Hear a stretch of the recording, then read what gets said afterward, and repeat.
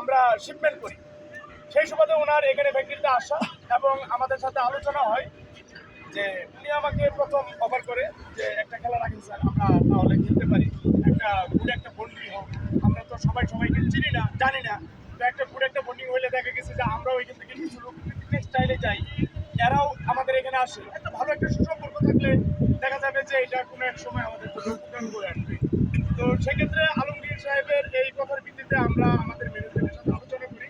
রফিক ভাই আমাদের এখানে পড়াশোনা নিয়ে দেন, ওনার সাথে আলোচনা করার পরে আমরা এটা সিদ্ধান্ত উপনীত হই যে এই খেলাটা হইলে আমাদের জন্য সুফল বয়ে আনবে, অবশ্যই কষ্ট আসবে।